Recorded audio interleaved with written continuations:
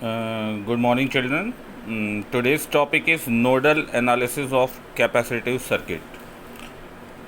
Capacitive circuit को solve करने के और भी मेथड्स हैं, जिसमें से मैं आपको एक ट्रिकी मेथड आज बता रहा हूं, जिसको आप नोडल एनालिसिस बोल सकते हैं। तो इस मेथड को आप एक एग्ज़ाम्पल के थ्रू हम लोग डिस्कस करेंगे, और इस एग्ज़ाम्पल में आपका यहाँ पे मैं कुछ कैपेसिटर्स कनेक्शन ले रहा हूँ।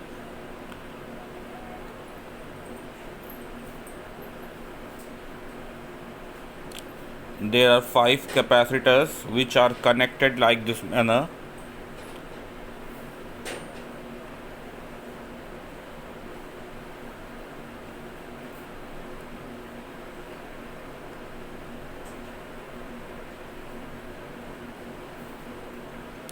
And there are some batteries cells. First one is this.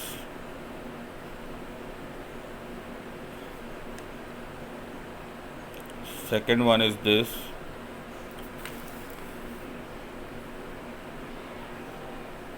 And the third one is this.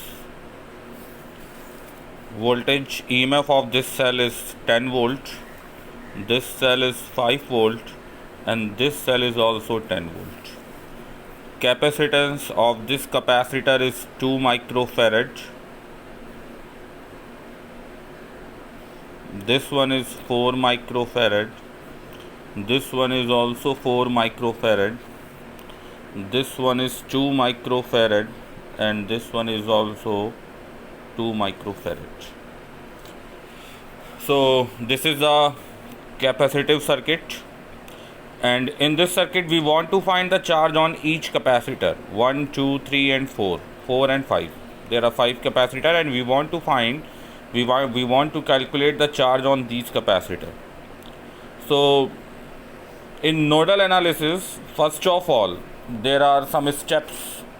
So first step is mark different nodes in the circuit and assign their potentials. What is nodes? Nodes are the junction of capacitor.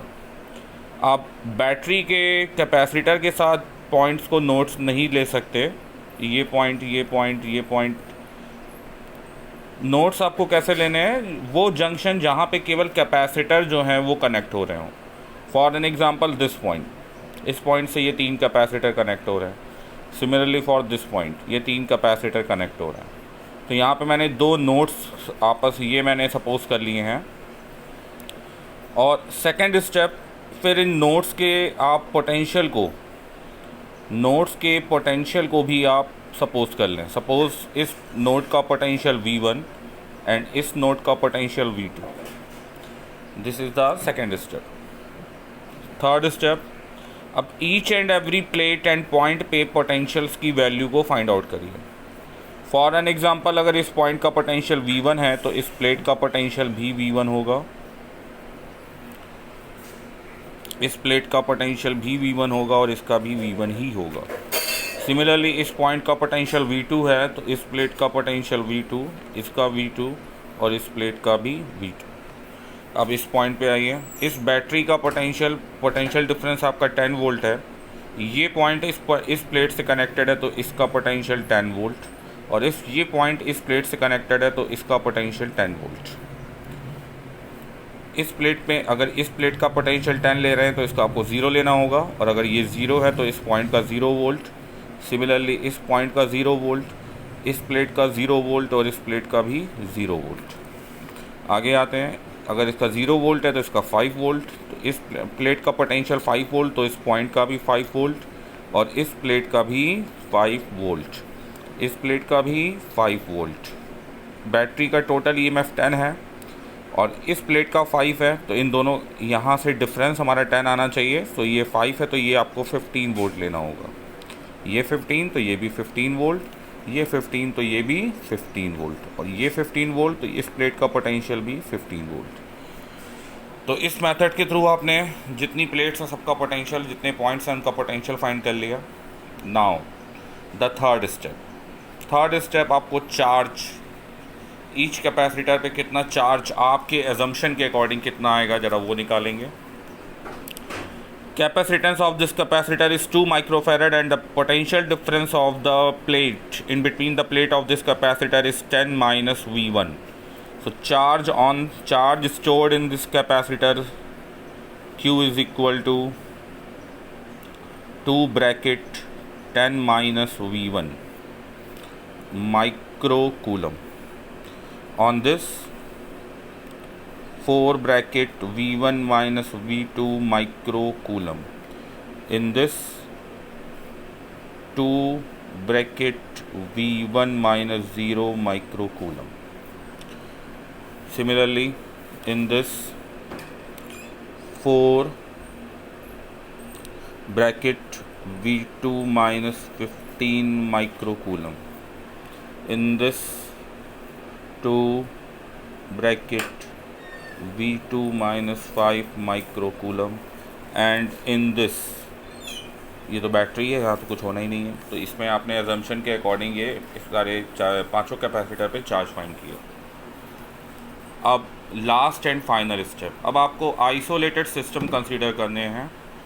तो isolated system जो consider करने हैं वो capacitor में करने हैं। तो capacitor की वो प्लेट्स जो बैटरी से कनेक्टेड नहीं हैं, जैसे ये प्लेट बैटरी से कनेक्टेड है तो ये आइसोलेटेड में इंक्लूड नहीं होगी। ये प्लेट और ये प्लेट आपस में कनेक्टेड हैं, तो ये फर्स्ट आइसोलेटेड सिस्टम आपने कंसीडर कर लिया।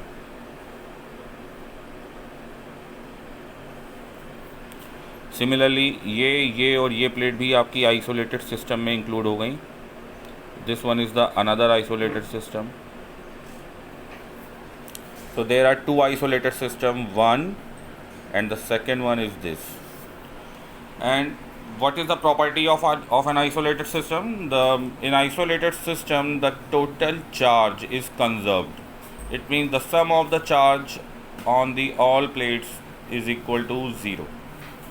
So from this the charge on this plate, तो ये प्लेट आपकी यहाँ से आप कनेक्शन स्टार्ट कर रहे हैं, यहीं से मैं स्टार्ट करता हूँ। तो यहाँ ये प्लेट अगर पॉजिटिवली कनेक्टेड है तो सिंपल सा पॉइंट है, इस प्लेट पे चार्ज नेगेटिव होगा। So charge on this plate negative and equal to this. So in first isolated system, charge on this plate -2 10 minus V1. Now charge on this plate, इस plate पे negative charge है तो outer plate पे positive आएगा और positive charge यहाँ पे आके इन दो पार्ट्स में आएगा, तो ये प्लेट पे पॉजिटिव हो गया। तो अगर इस पे पॉजिटिव चार्ज अगर आप कंसीडर करते हैं तो इस पे वैल्यू कितनी हो जाएगी? Value is +4 V1 minus V2 and similarly on this plate is also positive charge, so +2 V1 and the sum is equal to 0. When we solve it, then we get -20 plus 2V1 plus 4V1 minus 4V2 plus 2V1 is equal to 0. So here we get 2V1, 4V1 and 2V1 is 8V1 minus 4V2 is equal to 20. Divided by 4, so we will get 2V1 minus V2 is equal to 5, equation 1. Similarly, in second isolated system,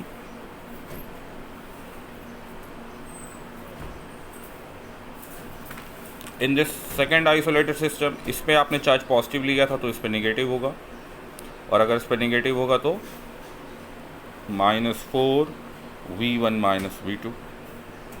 इस पे negative तो outer plate पे positive, तो यहाँ से positive charge, तो इस पे पॉजिटिव, इस पे पॉजिटिव, सो इस पे आपका पॉजिटिव कितना हो गया?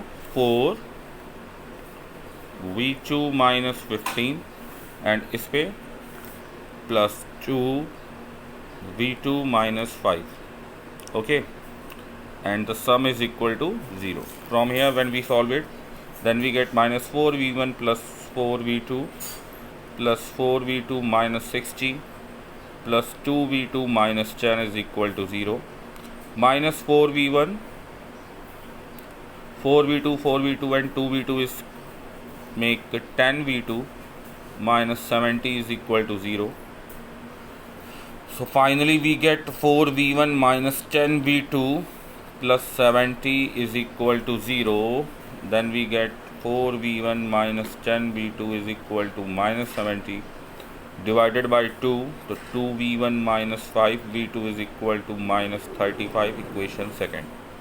Now solve these two equation, first and second, then we get minus plus minus, this one and this cancelled out, so minus 4v2 is equal to minus 40, so v2 is equal to 10 volt.